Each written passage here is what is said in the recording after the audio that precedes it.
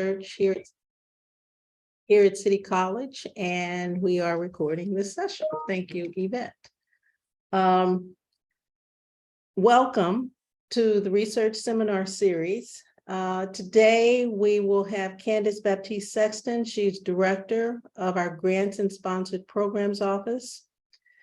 One of the things that we're trying to do in the Office of Research is do more outreach to the various schools and divisions and to the faculty members to explain the research process and how to work with Grants and Sponsored Programs Office.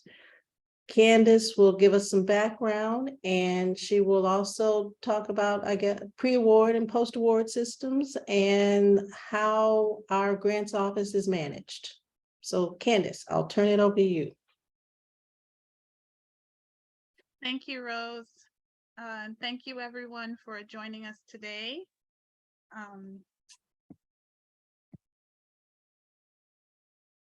So my name is Candace Baptiste Sexton, as Rose just said, and I'm the Director of the Grants Office as of August 2022. I have a long-standing relationship with the Grants Office. Many of you may not know that I actually attended City College back in 2001, and I worked in the Grants Office as a student assistant at the time. So I left in 2005 and returned in 2013 as a grants administrator, and really worked my way up through the chain in the grants office. It has been a wonderful experience so far, and I'm looking forward to continuing to help shape and expand services and policies of GSP to better serve the City College community. So today I am pleased to provide an overview of who we are and what we do. As I progress through this presentation, please feel free to ask questions in the chat, and we'll be happy to assist. Many of my colleagues are here. I'm so happy to see you guys. Thank you. The Grants and Sponsored Programs Office, commonly referred to as GSP, is an administrative unit under the Office of Research, which is an arm of the Provost's Office. The office supports the CCNY population with the submission of proposals and the administration of awards that result from these proposals. The GSP office provides a wide range of services within the academic research lifecycle. 2022 has been a rather challenging year for GSP, as many staff members have transitioned to other employment opportunities. In response to the hurdles that we faced, we have been aggressively recruiting to rebuild the office, and we've revamped some of our structures to offer a more streamlined and efficient experience. Thank you all for bearing with us through this difficult period. In the following slides, I'll introduce the various team members and highlight the services that we provide. So the administrative team consists of Ms. Latoya Watkins-Stewart, Ms. Dwan Williams, and myself. Latoya joined GSP in 2015 as a grants administrator and rose through the ranks of pre-award manager, and now she is the assistant director of the office. She assists me with the overall management of the grants office. She is my second in command. Dwan joined us in October of this year and serves as an administrative assistant, helping to manage the administrative tasks within the grants office. We are fortunate to have two international student assistants, and they help us with various tasks throughout the office. Adele Shahi has been instrumental in helping with our database construction, and Sanjeev has been helping to update our award data and streamline our office resources. Our pre-award team is headed by Ms. Avinanda Mukherjee, who joined us in September. She is supported by Mr. Javier Martinez, Ms. Valerie George, Mr. Akeem Octalian, and our newest team member, Mr. Jalen Anderson. This team is responsible for the work that goes into getting proposals ready for submission. Our post-award team is staffed by Ms. Ebube Eze, Ms. Sonia Pittman, Mr. Dondre Bell, Mr. Kevin Tom, and Ms. Shaniqua Brandon. The post-award team represents distinct tracks as it pertains to award services and client services, which is a new team that has been established to expand resources to the City College community. Our human resources specialist, Ms. Begum, joined us earlier in this year and has been instrumental in streamlining our HR-related processes and has achieved great efficiency. All right, let's get into the nitty-gritty of the services that we provide. We'll start with the pre-award team. We submit proposals to many different sponsors of varied types, such as federal, state, city, and private. At CCNY, we submit proposals either as the lead institution or as a collaborating partner via the subaward mechanism. Some of the examples of proposals that we submit, well, sponsors that we submit to are NIH, NSF, New York State, DOE, and we collaborate very vastly with many other institutions across the United States, and even some internationally. All submissions begin with PARS. PARS is our internal tracking system for the logging and assignment of all cases. We require cases to be started via PARS with at least 10 business days notice. We cannot guarantee a full review of proposal elements if the proposal request comes in within the 10-day window. And depending on our workload, we may determine that we do not have enough resources to assist with the submission. Therefore, please allow for ample time when preparing your submission, your proposals. This is what the PARS portal looks like. The link to PARS is on the screen there, but we can also share it with you if you need it. The requirements are very simple on this form and can be filled out very quickly. Once you submit PARS, you will receive a summary email which serves as your confirmation of successful submission.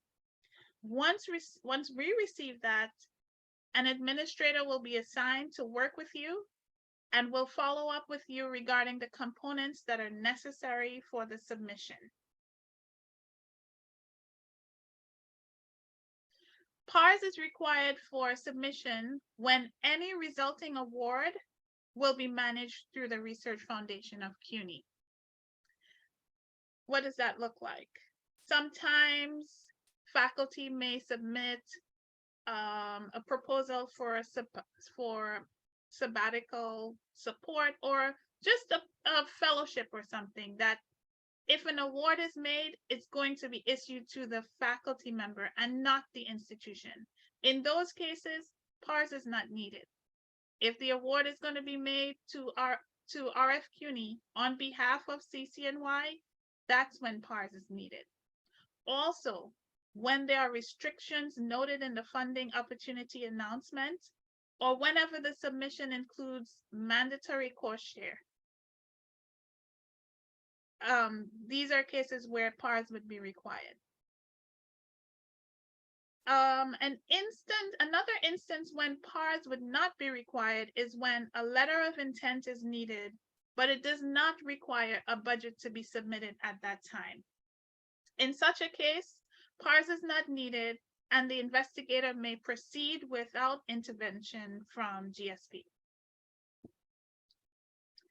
Earlier, I mentioned limited submissions. Note that these limitations or restrictions are communicated in the solicitation documentation. Whenever there's an imposed restriction, the college is responsible for determining which investigator has the right of way to submit. This process is handled through the Office of Research. When in doubt, contact us and we'll help to facilitate further. Here's a more detailed view of our timeline.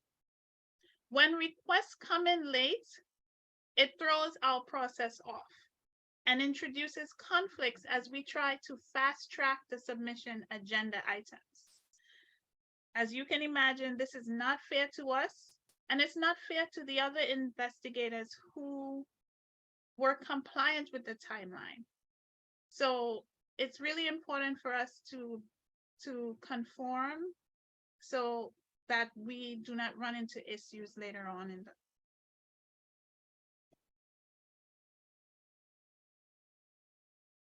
So in summary, the first step is PARS. You need to give us at least 10 business days notice. You need to complete RCR and FCOI before the submission of the proposal. You need to complete CAIUS so that we can get an administrative approval before the submission takes place. I'll explain about RCR and FCOI shortly.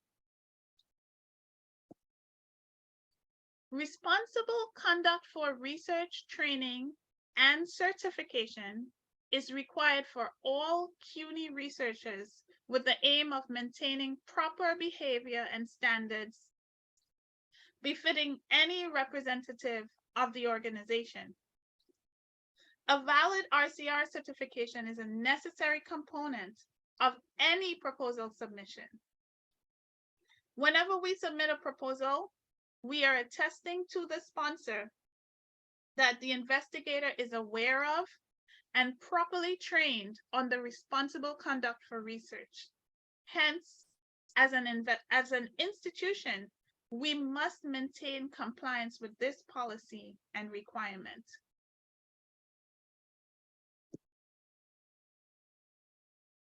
Similarly, for FCOIs, CUNY's conflict of interest policy establishes standards to ensure that there is no reasonable possibility that any conflicting interests will bias the design, conduct, reporting, or review of research projects at the university, regardless of the source of funding or the commercial exploitation of the results of such projects. FCOI disclosures are required at the time of proposal submission, award setup, and on an annual basis throughout the awards life cycle. Whenever a conflict is identified, the college's conflicts officer performs a review and makes a determination on the management of the conflict. Your proposal has now been submitted and awarded. Congratulations. You are now the proud owner of an award. Now what? This is where the post-award team gets tagged into the process to assist with all actions relating to the award establishment and management of the award. So here are some of the core tasks that are handled through the post-award teams of awards and client services. These tasks that are listed here are predominantly taken care of by the awards team. They include budget modifications, award closeouts, just setting up the awards, working with the legal team to get the contracts executed.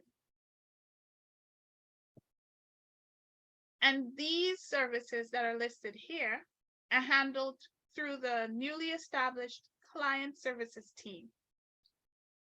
Of note is the expansion of our payment request services.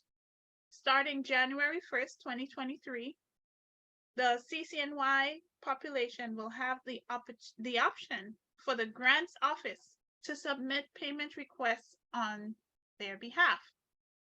We'll share more details on this later on in the year, this year, 2022. And we look forward to serving CCNY in this greater capacity. Some of the other functions that this team handles are summer salary, cost transfers, and cost share reporting. So you've received a new award. Now what do? The most important takeaway is that you send this award to the awards team. You shouldn't assume that we have it, especially if we're not included in that email chain. In order for us to work on it, you must send it to us. Once we receive it, we'll assign someone within the awards team to work on the case and make sure that it gets fully processed.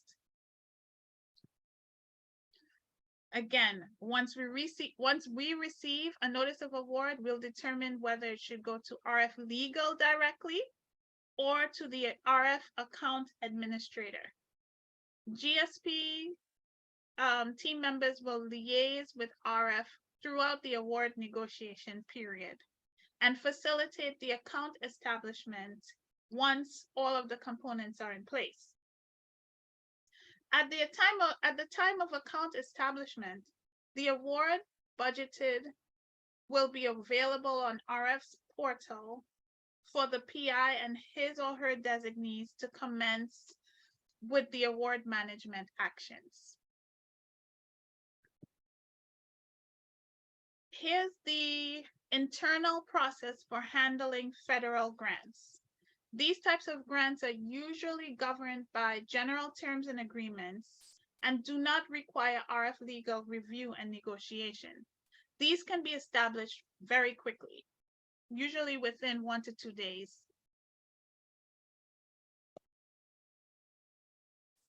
And here's the internal process for handling non-federal grants and contracts. It's the same for both non-federal grants and contracts.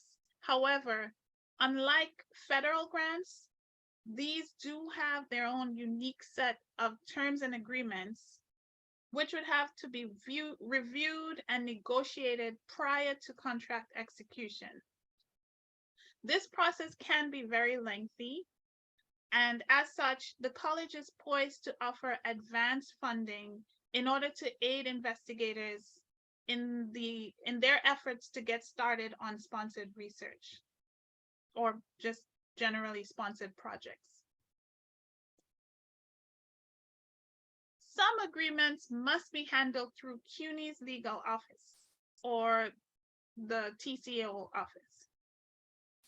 Some, such as the non-disclosure agreements, material transfer agreements, and research collaboration agreements.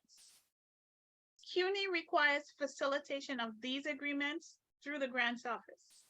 Therefore, please send the agreements to us, and we will work with CUNY to get them reviewed and finalized on your behalf. Once you have your award, you may find the need to, you may find that you need a card, a card that's akin to a credit card, but it's linked to the award in order to facilitate certain purchases. This type of card is available for your use through your award. In order to request a P card, please submit your application to us through CCNY's Secure Transfer Portal, and we will process it directly with the P card team. some people send the card to the P-card team, not realizing that they need to send it to us first. This only serves to lengthen your processing time because they then send it back to us for us to sign off on it. And then we have to send it back to them. So please just send it to us and we'll handle the rest of it. Thank you. I spoke about this earlier, but just to give a quick recap, if you have identified a need for forward funding or guaranteed funding support, please send a request to us via gspff@ccny.cony.edu, and we will be happy to assist you. Sometimes people get a little confused about when you need forward funding versus guaranteed funding. Forward funding is used to cover personnel costs, aka salary support, while guaranteed funding is used to cover costs related to OTPS other than personnel costs, such as supplies, equipment, and consultant services.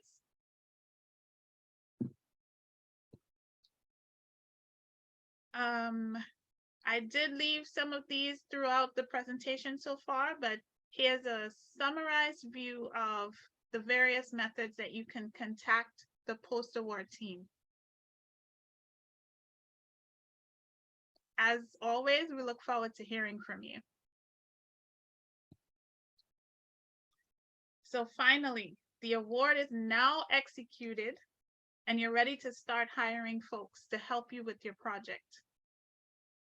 Cue the GSP HR team.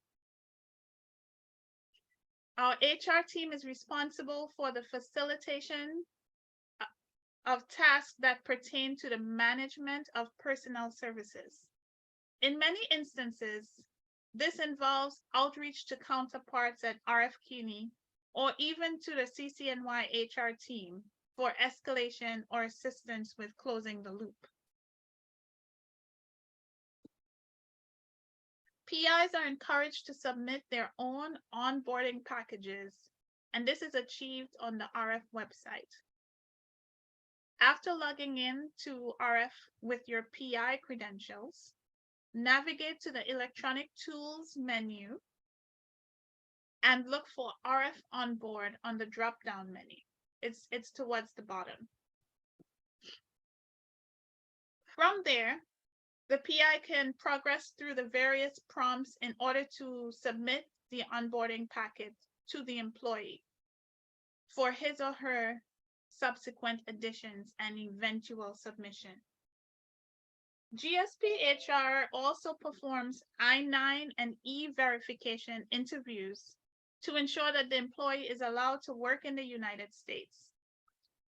And as long as everything checks out, the employee will be successfully hired and can begin contributing according to his or her job duties.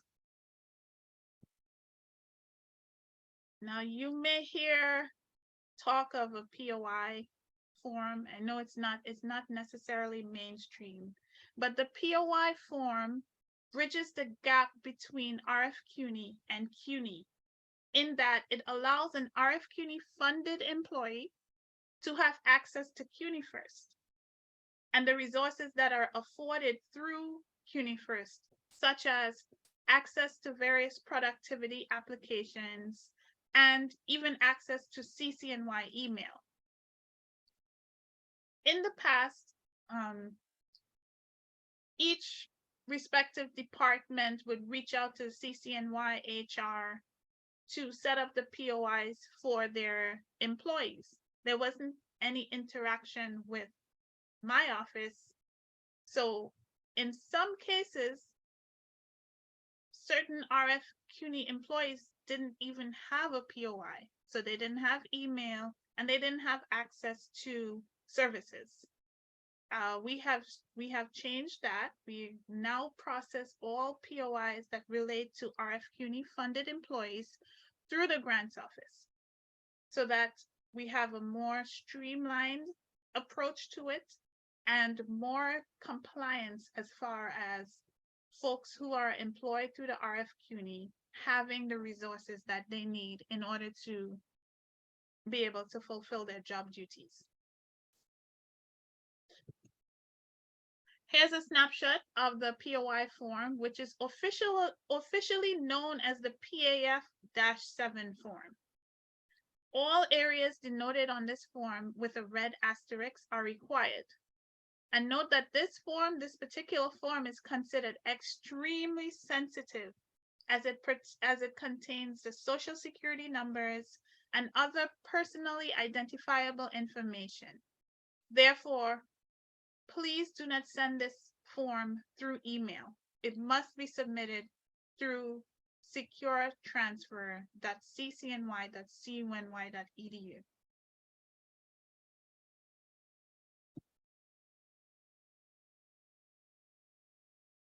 In addition to Shuli, the GSP HR team is supported by Latoya and myself as backups. Whenever you email gsp@ccny.cuny.edu, we all get the email, the three of us. We get the email. So in the event that Shuli is not available or Latoya or myself may not be available, please rest assured that your concern will be addressed. And again, do not send sensitive information through, via email. We also have a secure a file drop, which is listed here, so that you can easily send files to us. You don't have to log in. You can just drop it in. It's basically like Dropbox. And now that you have attended my TED Talk, I have a few assessment questions to make sure that you weren't dozing off.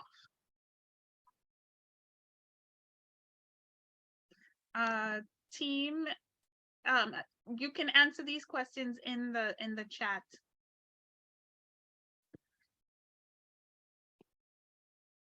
So you are interested in submitting a proposal.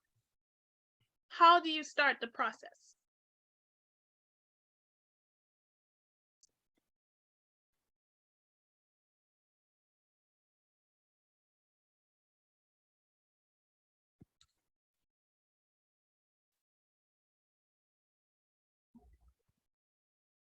Can you see the chat, Candace? It's a little difficult, So, but yes, I'm seeing some responses, and okay. correct June, correct Maria. You would submit through PARS. Trisha, you're jumping the gun. Next question. How far in advance should you submit PARS? Don't look at Trisha's response. 10 days, correct. 10 business days. Business days.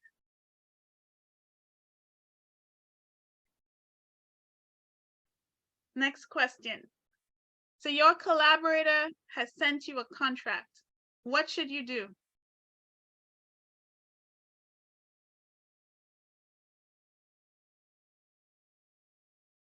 Jessica, I need a little bit more specific response.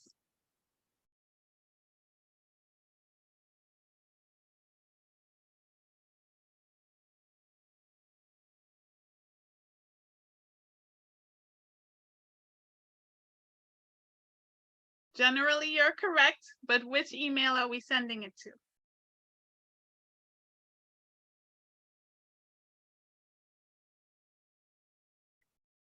We will send it to the awards team via awards@ccny.cuny.edu.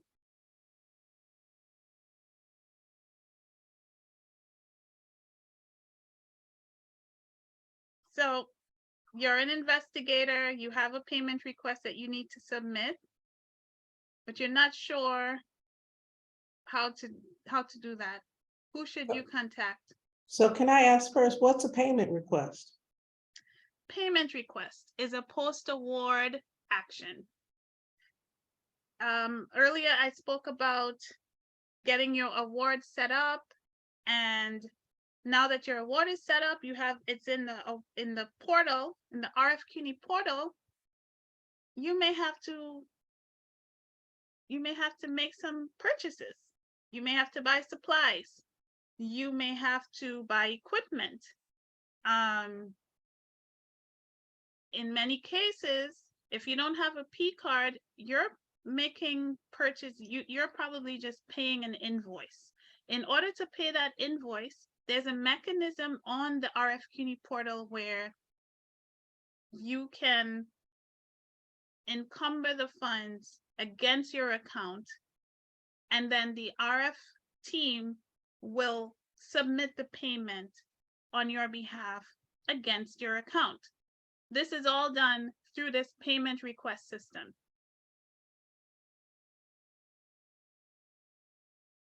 So earlier I spoke about the fact that the grants office is expanding services to help with payment requests. In the past, it was mainly up to the investigators and their designees to submit these payment requests. And because there's a learning curve there, we've had instances where payment requests were not being submitted. What does that mean? That means creditors come looking, right? You have gotten a service from us, you haven't paid. Why haven't you paid? Maybe because I don't know how to. So that's what we're here to help. We can help you with that. Just reach out to us. We will be sharing information on the protocol, the policy for this later on in the year, but in the interim, feel free to reach out to us and we're more than happy to help you. Okay, you have to hire someone. Can GSP help? Who do you reach out to for help?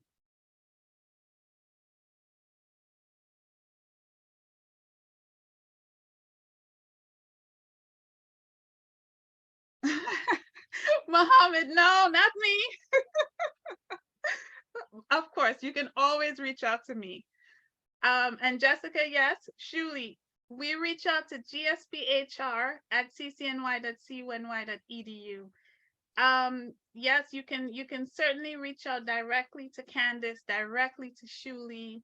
However, it's better to reach out to this group, this email address, because as I mentioned earlier, it gets transmitted to a greater audience. So you have a better chance of your response being taken care of in a timely manner.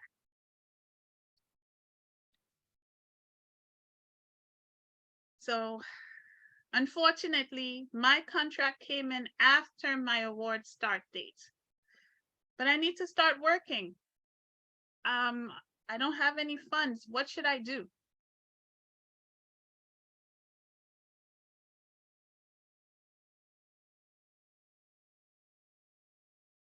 Is there a mechanism to help with this? Correct, Sonia.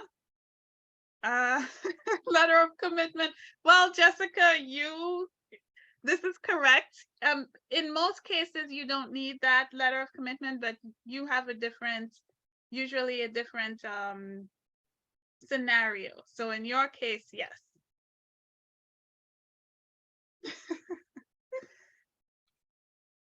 You would email the forward funding guarantee team for assistance.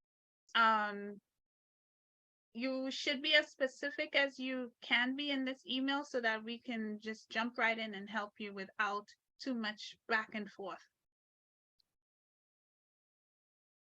You have something, you need to send your passport, or you need to send a copy of your social security card to us. How would you do this?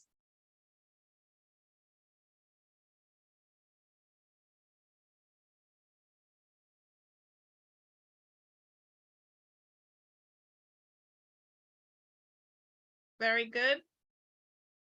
Never send secure information over email. This will put people's information at risk for sabotage. So we really want to, I mean, it's CUNY's policies, and it's also just best practice. We really should avoid that. Who is CCNY's Research Integrity Officer?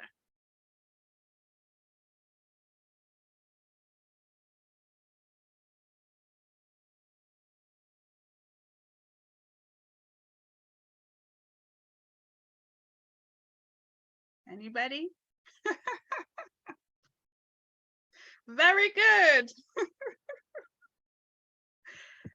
Rosemary Wesson.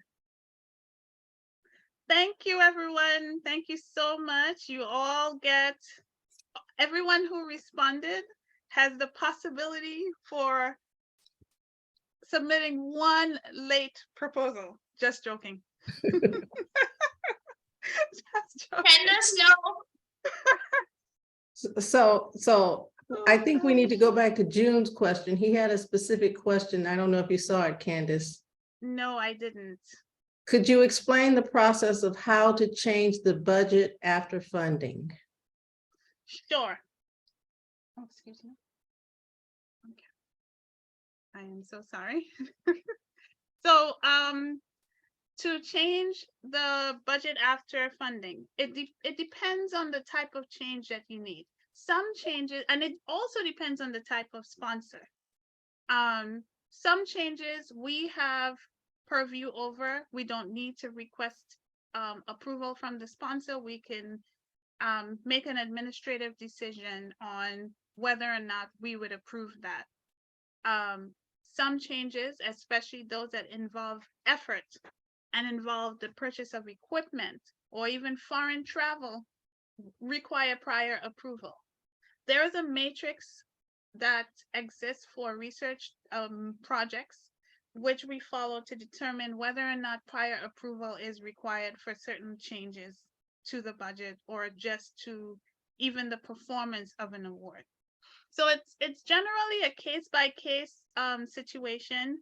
If you feel like you need to make some budgetary changes, the best thing to do is to reach out to us, and we will help walk you through the process and make a determination on the next steps. So do we reach out to Candace Baptiste Sexton, or do we reach out to Post Awards? You would reach out to awards@ccny.cuny.edu. And sure, you can always reach out directly to me, but it's best practice to reach out to us via our groups, because there's a greater audience there. There's a better chance of your question being seen and responded to quickly. So this is the method that we prefer, and we really hope that you adhere to that. So specifically, June was a little bit more specific than what I said. So specifically, there's only one student listed in the budget initially. And what if now I want to hire more students, maybe 3 students? What do I do? Again, it depends on the sponsor. Most of the time, such a change is not an issue as long as there's enough budget for that, if there's a proper justification on why you may want to do that. For some people, especially because of COVID, they weren't able to recruit effectively. And so now they're running down to the end of the term, or they really need to come up with some products, and they need more personnel. So they have a strong justification for adding more people to the team. But we need to evaluate that on a case-by-case basis. It's difficult to say right now because I don't have the background. I don't know who the sponsor is. I don't know the terms. There might be specific terms in that agreement that says any change needs to be approved. So it's always best to check in with us. We can go through it with you and make a determination before you make those types of you take those types of actions. So I have lots of questions. Sure. So, if I may, does GSP assist with PSC CUNY proposals? Yes, we do. Yes, we do. The PSE CUNY proposal deadline is coming up. It's on the 15th of December. In the past, we had established an internal deadline, but this year we have not done that. So you have until December 15th to submit. Once you submit it to us, we review the proposals and we get back to you on anything that we see that requires revision. And once everything is in order, we'll submit that proposal to the sponsor. May I, as a PI, submit a proposal? Yes, Why? you may. Okay, sorry. Continue with your question. No, you, and then I'll have the follow-up. May I submit a proposal? Yes, you may. All full-time instructional employees can submit a PSE Okay, let me CUNY ask it a proposal. different way. Let me ask, because I think you may have misunderstood me. May I Okay. submit the proposal to the funding agency? As PI, may I submit the proposal, or do I have to go to the grants office? Why do I have to go to the Oh, grants office? yes, you have, you're talking specifically about PSE CUNY, or you're talking generally? In general, So it depends on the type of proposal. If this proposal is going to eventually be managed through the Research Foundation, meaning it's not a personal proposal. It's not a proposal that for travel, for me to travel. It's a proposal that is going to include CCNY resources, and it's going to be managed by the Research Foundation. Then yes, it must go through the grants office. And you must start the process with PARS. okay, so in general, I, as a faculty member, cannot submit, let's say, a federally funded proposal representing City College without going through the grants office. Correct. You should not. Some people may participate as a collaborating institution. They may be on a sub-award with another institution. And we see this sometimes when the other institution is another CUNY institution. Mhm. Sometimes the faculty think, well, it's CUNY, it's within the family. We don't need to come to the grants office. We'll just submit, you'll just tell them what we need in our budget and they'll do everything Mhm. and everything will be fine. In some cases, they may get away with it, but it always comes back to us because once that award comes and you bring it to us, if we don't see a case, we didn't help you with this, that poses a problem. And then Correct. again, it's very dangerous because you don't know what terms and agreements you are committing the Correct. college to by submitting this proposal without our knowledge, without our involvement. And if we can't accept that, it means that we may have to give this award back. Correct. And I understand that the indirect cost rate varies across CUNY colleges. Is that correct? This is correct. This is correct. Even not only the cost rate, but the way that the cost rate is applied varies. For senior colleges, typically the rates are applied on an modified total cost basis, meaning that there are certain things that you limit. So you won't pay IDC on equipment, you won't charge IDC on fellowships or scholarships and those types of things. Right. And everything else you charge IDC on. In some of our sister campuses, they'll only charge IDC on personnel costs, or they don't even do a modified total direct cost. So it's not the same across campuses. So can you tell me what is IDC and how much is CCNY's IDC? So the IDC is the facilities and administrative rate, which is basically the cost of doing business at City College. The cost, the administrative cost for this award to run at City College. Mhm. And the current rate in place is 57%. So it's saying that for every dollar of work that you perform, it costs 57 cents to do that work on campus. Got it. So we've got a question, what exactly is the process of negotiation between the awardee and the sub-awardee before getting the money? How long does this usually take?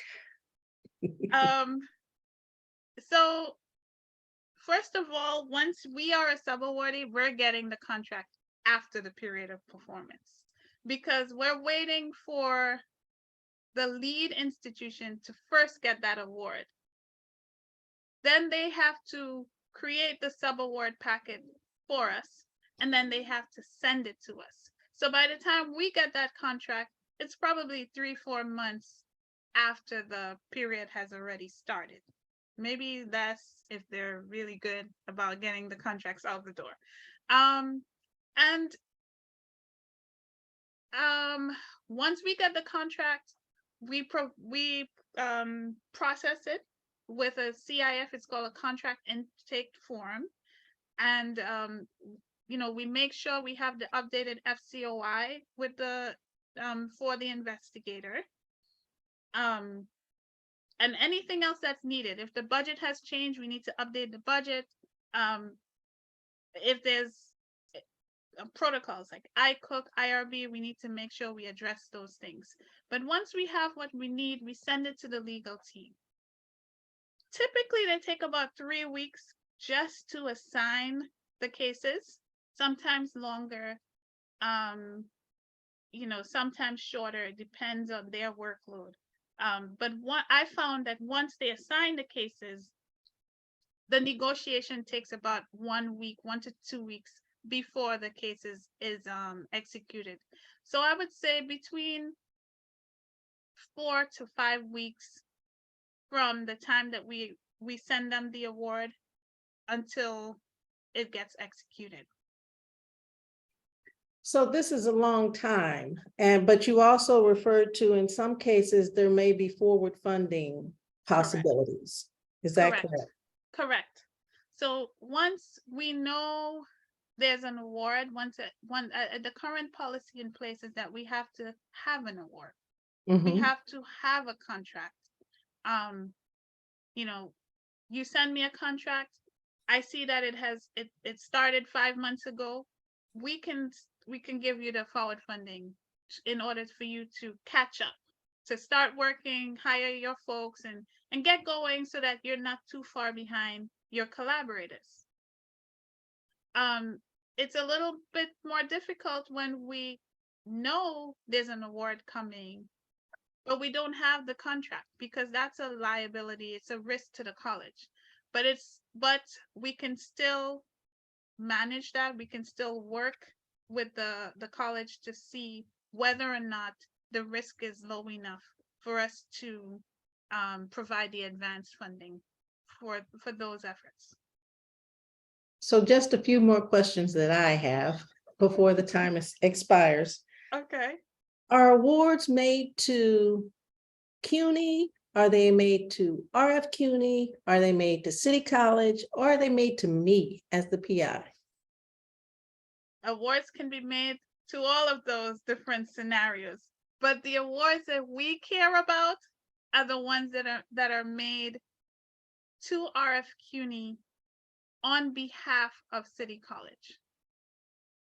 If we get an award that is naming anybody else other than RF CUNY on behalf of CCNY, it's not going to get reviewed. So in some cases, we may get an award that's made to City College of New York. In those cases, we send it back and we say, please change the named party to RF CUNY on behalf of CCNY. And why is that? Because the RF CUNY is our fiscal agent. They are responsible for handling the funds that come to the college via the sponsored project mechanism. So anything that's coming, any funding that's coming externally to the college for research is handled by the Research Foundation of CUNY. I see. One last question, then I'll let you go. Can you explain the difference between a grant and a contract? So grants are governed by general terms and agreements. So we submit proposals to NIH, NSF. We get a lot of awards from them. Mhm. And you'll notice that when we get awards from them, they don't go to legal because they all are governed by the same grants, general terms and agreements. Mhm. That matrix that I mentioned earlier, they're all covered under that matrix because it's general.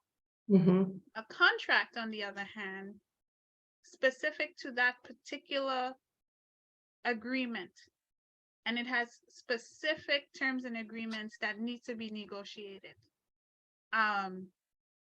It's not governed by under anything general, and it requires care and critical eye to be reviewed.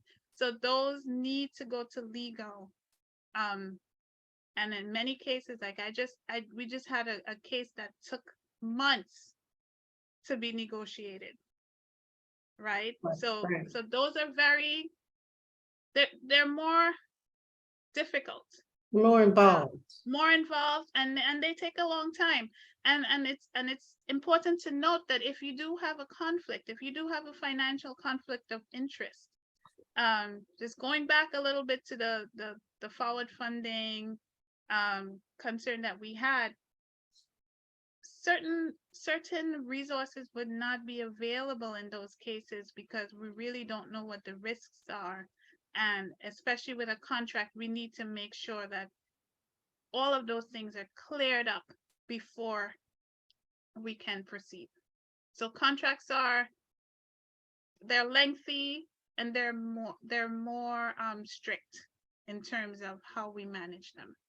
So also from a researcher point of view, would you say that a contract is more specific in terms of the research being proposed and agreed upon? Correct. They have distinct deliverables. And if you cannot perform or provide the deliverables that the contract represents, you can get in trouble. The Yes. institution can get in trouble, and not just us, CUNY can get in trouble. So Correct. very, very important to write proposals that you know that you can perform successfully. So what I'll say is from the NSF and NIH perspective, generally the proposals that are written, when the reviewers look at them, they sometimes say, wow, this is a lot to be done in 3 years. But, as a grant, it can and most times is modified. The research is modified. I might say I'm going to the moon, but this is a grant and I only made it to Chicago. So that's okay. That's okay. But in a contract, if you say you're going to the moon, they say it's going to take, and you say it's going to take you 3 years to get there. Every year you have to show your progress to the moon. And if you don't get to the moon, then CUNY and City College is held responsible for that lack of progress. So the contracts are much, much different.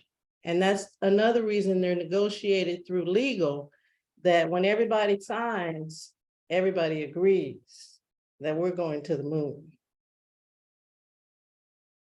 So thank you, Candace. No problem. Thank you everyone for joining. There are lots and lots of other issues that if you have questions about, if you need additional information, feel free to reach out not only to Candace, but as Maria's noticed in the website, all of these links are in the chat. All of these links are on the website. So feel free to reach out to any particular area that you may have questions about. And the grants office is there to help you. Thank you, everyone. I will put one more plug. February 9th is our next research seminar series. It will be Tricia Mayhew Noel and Alan Shee will discuss that outside interest, conflict of interest that Candace referred to. So we'll talk more about that in February. So again, thank you. Have a happy holiday. Thank you.